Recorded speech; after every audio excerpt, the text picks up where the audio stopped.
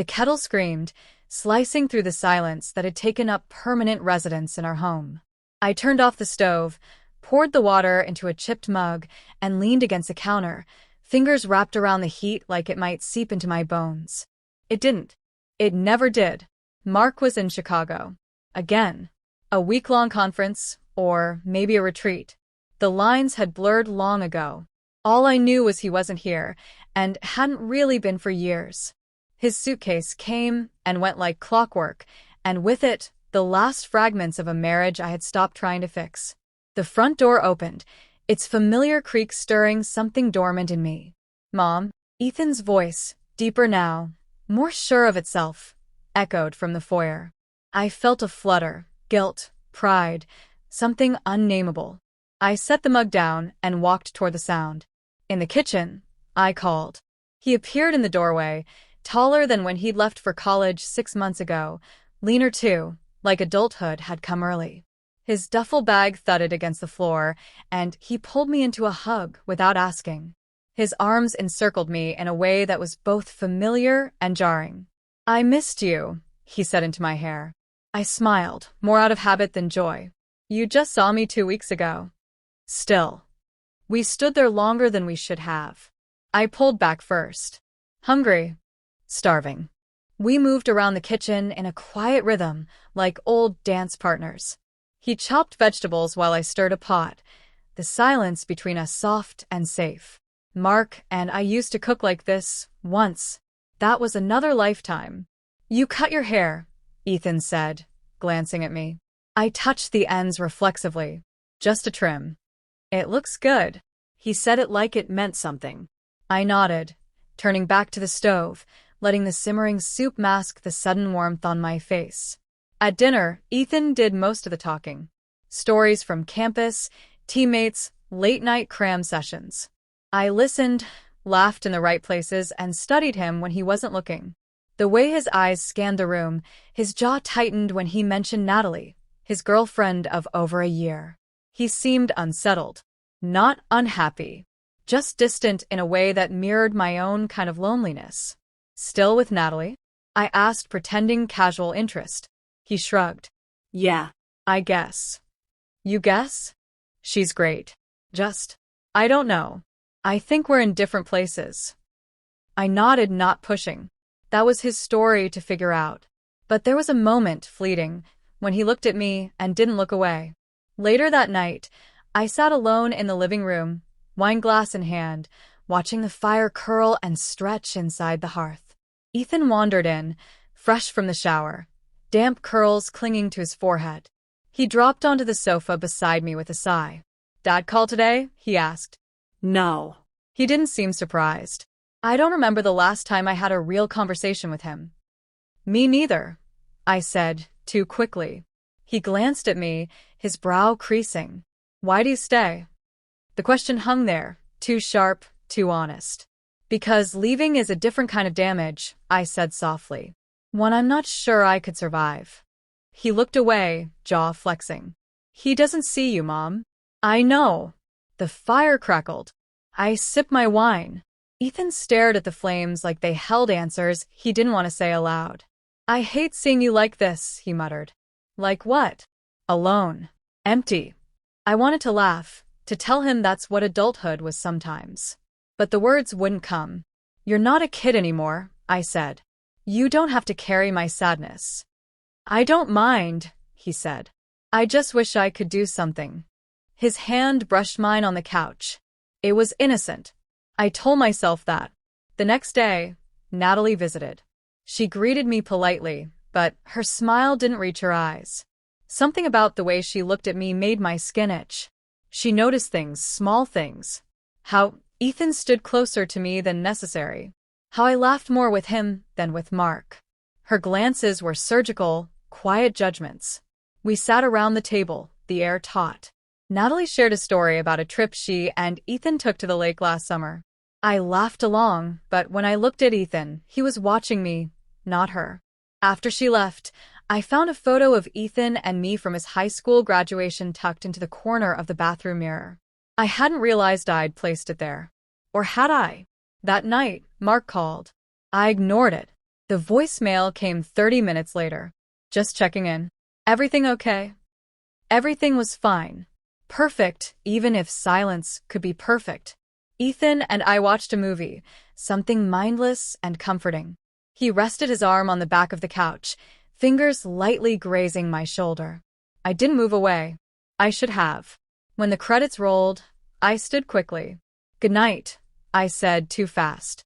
"Night," he replied, his voice low. As I climbed the stairs, I heard him sigh. I paused, hand on the railing, heart pounding for reasons I couldn't name, or wouldn't name out loud. In the mirror above the hallway table, I caught my reflection. For a moment, I didn't recognize the woman looking back. Was she still a wife? A mother? Or just someone aching to be seen? The next morning began with sunlight bleeding through the curtains, casting soft golden lines across the hardwood floor. I stood in the kitchen in my robe, stirring oatmeal I had no intention of eating. My body felt heavy, as if the weight of something unspoken clung to my shoulders. Ethan walked in, shirtless, towel draped over his neck, damp hair tousled like he'd just woken from a dream he couldn't quite shake. "Morning," he said, rubbing sleep from his eyes. "Morning." My voice caught slightly, betraying me. He pulled a chair back and sat, watching me like he wanted to ask something, or maybe confess. Instead, he poured himself a cup of coffee and glanced at his phone. Natalie texted me. "Oh." She said she might come by later. "That's nice," I said, though it wasn't. "She seemed off yesterday." I stayed quiet. "She asked if I thought you liked her." That drew my eyes to him. "What did you say?" I said I wasn't sure. I blinked. "You weren't sure?" He shrugged. "You were polite. But there's a difference between polite and warm." I returned to the stove, hiding the blush that crept to my cheeks. "You're imagining things." "Maybe," he said softly. There was a long silence before he spoke again. "You looked beautiful last night." The spoon stilled in the pot.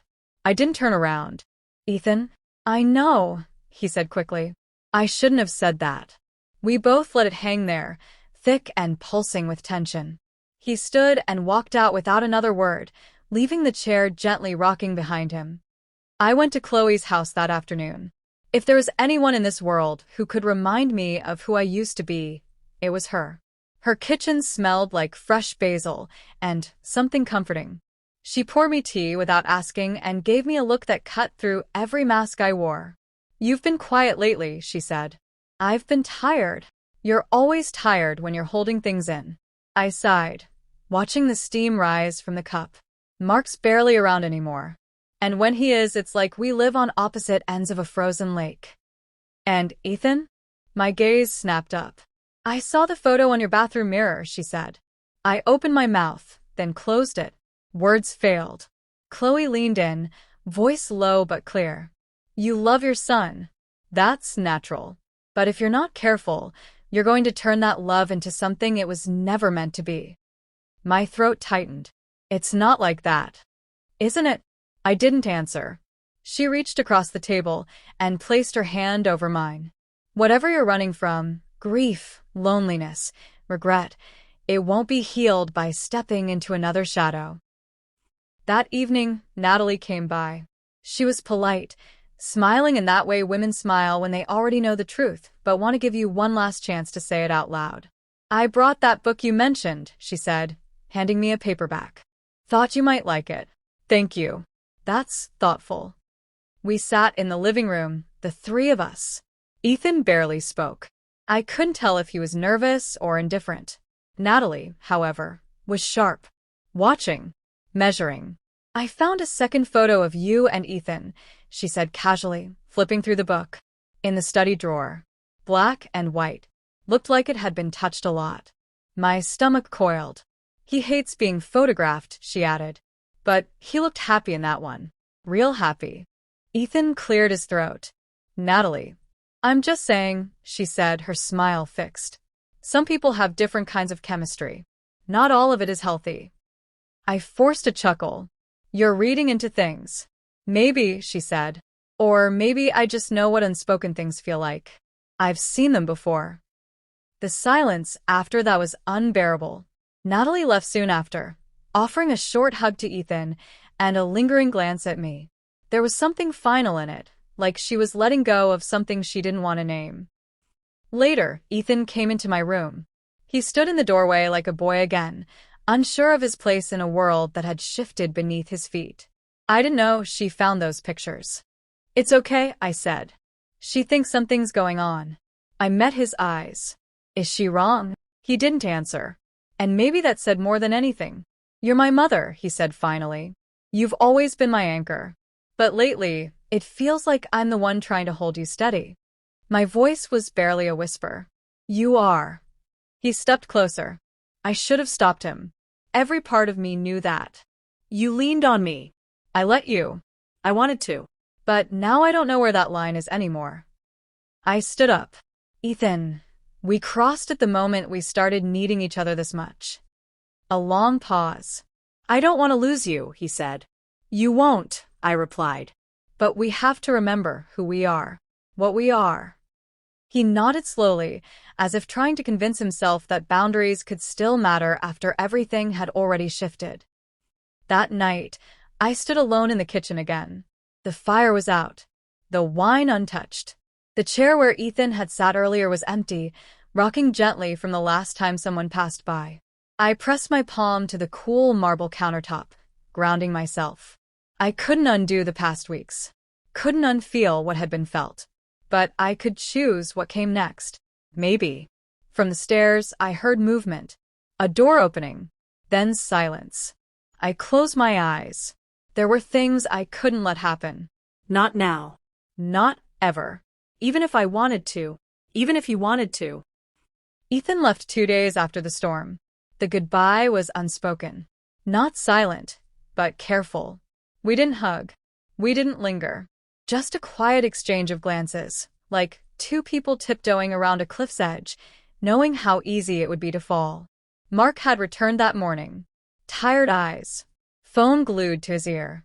He barely noticed Ethan leaving. As the front door clicked shut behind my stepson, I stood by the sink, scrubbing an already clean plate, my fingers wrinkling in the water. My reflection in the kitchen window looked older than I remembered, or maybe just more aware. That evening, Mark and I sat across from each other at the dinner table, a dry chicken breast on each plate, silence simmering like steam off the mashed potatoes. "How's the office?" I asked, more out of habit than interest. "Busy." He didn't look up. I chewed slowly. "Did you get my message about Ethan coming home early?" He nodded. Didn't think it needed a response. Of course not. That was us. No confrontation, no conversation. Just a series of small avoidances that, over time, became the language of our marriage. "He seems different," I said, testing the waters. Mark shrugged. "He's a college kid.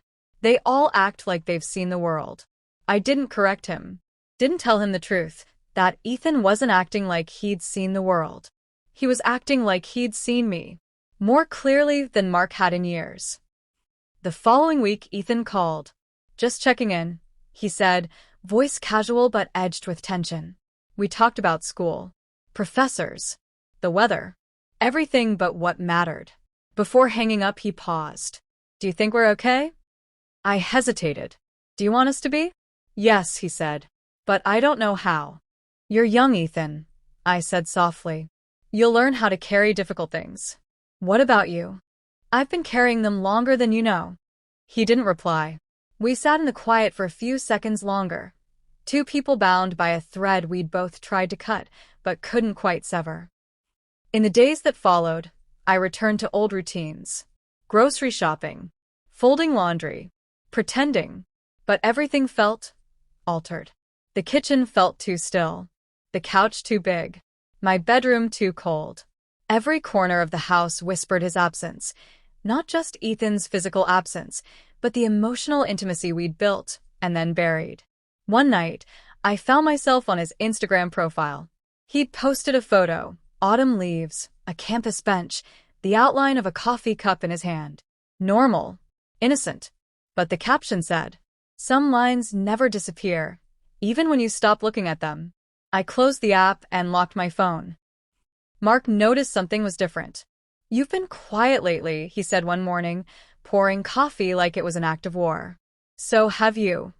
He sighed. "Are we okay?" There was a time I would have said yes without hesitation. But that time had passed.